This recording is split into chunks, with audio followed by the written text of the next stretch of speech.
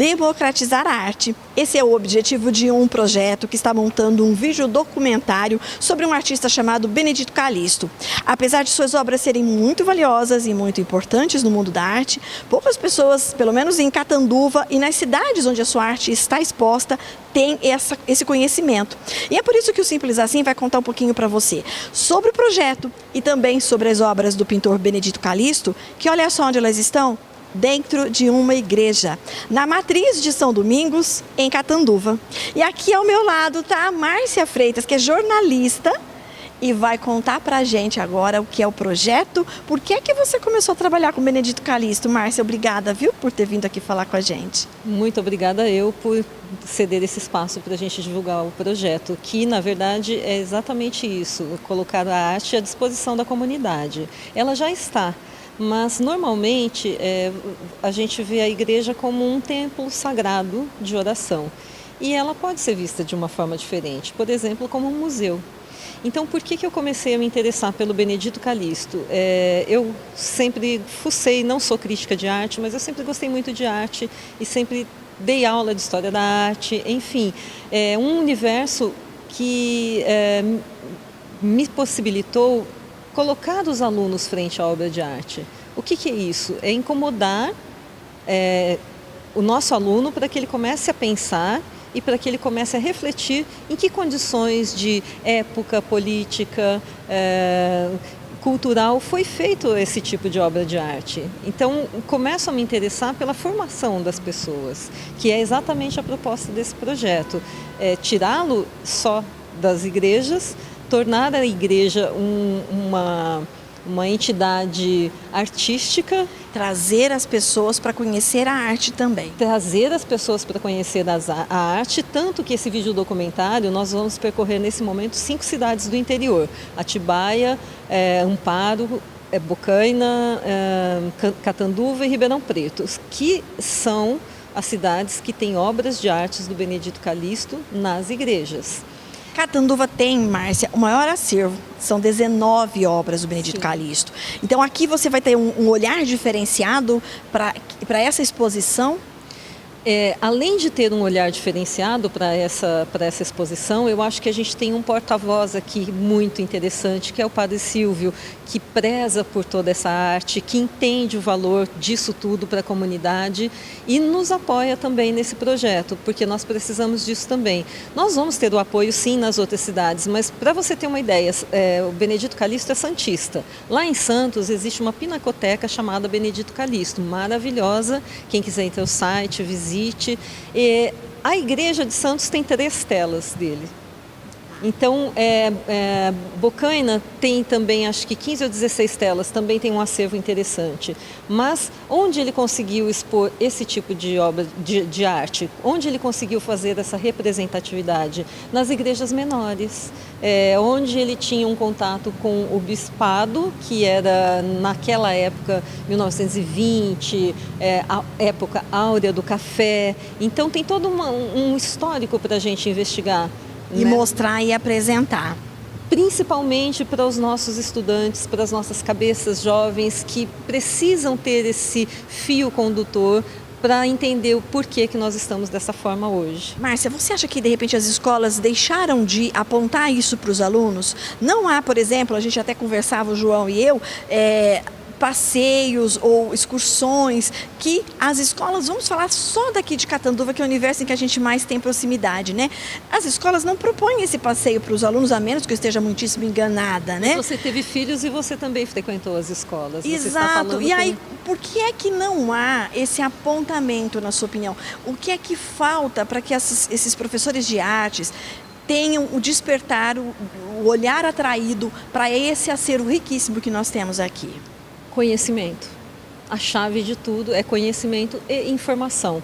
Eu tive a informação dessa igreja através de um outro professor que eu reverencio, que é o professor Roberto Ferrari, que também dá aula de História da Arte, dá aula de Física. Ele é uma genialidade, né? De São José do Rio Preto. Conversávamos porque eu queria visitar um local com os meus alunos, mas como Rio Preto é distante de polos onde existem museus, ele disse, vá a Catanduva. Eu falei, como assim? Ele falou, na igreja. Daí eu vim com os meus, primeiro eu vim conhecer, depois eu vim com os meus alunos e houve um encantamento, né, de um modo geral. Óbvio que antes de vir aqui eu já conheci o Benedito Calixto, a gente tem referência dele em São Paulo, que quem morou em São Paulo, quem passou por São Paulo, tem a Praça Benedito Calixto em Pinheiros, famosíssima, que é uma praça que a gente chamava, os antigos, né, de Feira das Pulgas. Você encontra ali uma diversidade muito grande de tudo, né, de arte. Então, o Benedito Calixto, ele está inserido nesse contexto das igrejas e nós não sabemos porque nós não temos informação. O projeto é exatamente para isso, para que a gente consiga colocar isso na internet. Cada cidade que nós passarmos dessas 5, nós vamos entregar um DVD em braille e em libra, inclusive, para que as escolas tenham acesso a isso. Além de colocar disponível na internet, a gente vai cutucar mesmo, falar, professor, olha aqui, se precisar de alguma informação, nós temos. Qual que é a expectativa para ter esse trabalho finalizado, Márcia? É uma expectativa e tem prazo, porque como a gente está dentro do PROAC, que é uma legislação estadual de uma renúncia fiscal do governo do estado, nós precisamos que seja concluído em 2020. A captação de recursos é agora, em 2019, e a execução dele pode começar, nós vamos começar no segundo semestre, mas para concluir em 2020. Para saber mais então do projeto ou de Benedito, quais são as fontes que você sugere de consultas? Do projeto PROAC, no site do PROAC. Se precisar de informações deste nosso projeto, é teiacomunicação.com.br. E de Benedito Calixto, você disse que tem um site aí na Pinacoteca lá em São Paulo. Maravilhoso, Santos. Pinacoteca Benedito Calixto. Tem inclusive um livro dele à disposição de graça para baixar em PDF lá no site, que conta toda a história dele. Na verdade, ele é um impressionista e isso aqui tudo é um adendo que ele se respeitou também, fazendo aquilo que ele quis. Márcia, adorei. Muito obrigada. Obrigada eu, sempre.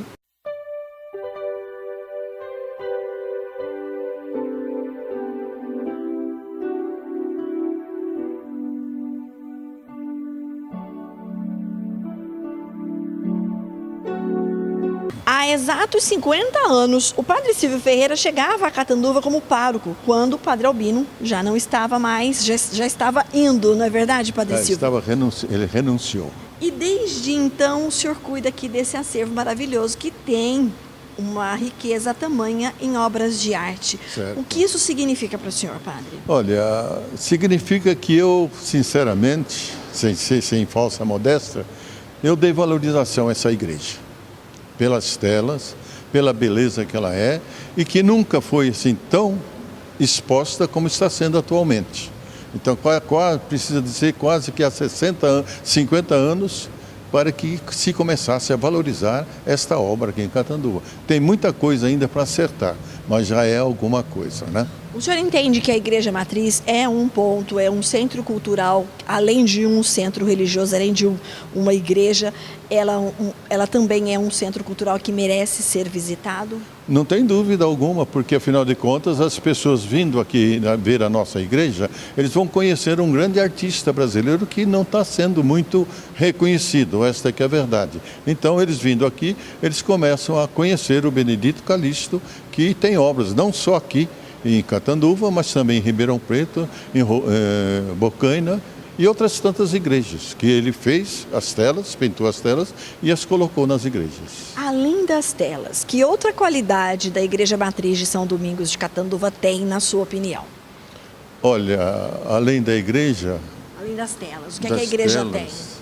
Bom, nós temos uma riqueza imensurável, que é a tela de Benedito Calixto, que ele deixou aqui como presente para o Monsenhor Albino. O autorretrato dele. O autorretrato dele. E esse autorretrato também nunca foi valorizado. E ele ficava na sacristia, ao esticar uma mão, um braço, você tirava ele da parede e levava embora. Mas ninguém sabia o que era aquilo lá. Pensava simplesmente que fosse um velho e nada mais. Hoje tem-se um cuidado maior com esse tesouro. Ah, sim, ele foi restaurado e dentro desta restauração ele é guardado hoje a 7 chaves. E a Aqui na Igreja Matriz de São Domingos, eu tinha perguntado porque eu acho a arquitetura dela também, os seus arcos, os seus arabescos desenhados, enfim, todas essas imagens que compõem, junto com as telas, uma imagem muito bonita também para a gente apreciar. Certo, não tem dúvida. São desenhos antigos, né, da época e que enriquece também mais a nossa igreja, porque quem pintou essas pinturas atuais, ou que nós vivemos ainda hoje, foi um Arnaldo Colucci, se não me engano, e seus filhos, que colaboraram para a beleza dessa nossa igreja. Como é que é preservar tudo isso, padre? Manter isso assim tudo tão bonitinho, bem arrumado e para que as pessoas possam visitar e conhecer? Vamos dizer assim, nós temos o cuidado, sobretudo, de não estragar. Essa é a primeira coisa, porque o restauro das pinturas, logicamente, foram feitas, ou das telas, melhor dizendo, foram feitas por técnicos vindo de São Paulo, né? E agora as pinturas da parede são coisas feitas, como é que se diz, na cal e na água, muitas vezes passando a mão, estraga. Mas nós procuramos conservar aqueles lados que estão mais desgastados com o tempo, para poder preservar a originalidade. Simples assim, vai longe. Então eu queria que o senhor desse um recadinho para o pessoal que está assistindo a gente, não importa de que lugar do Brasil, sobre a visita e o que os espera aqui na Matriz. Olha, o que a gente espera aqui do pessoal que vem na Matriz, que saia um pouquinho mais a respeito de cultura, sobretudo dos grandes artistas do Brasil, como é o Benedito Calixto. E é o que muitas vezes falta, não só curiosidade, mas interesse. Muitas vezes pensam, porque a igreja, ninguém pode vir fazer visita ou qualquer coisa semelhante. A igreja fica aberta praticamente o dia inteiro. Então, só quem queira ter um pouquinho mais de cultura pode encontrar aqui na nossa igreja.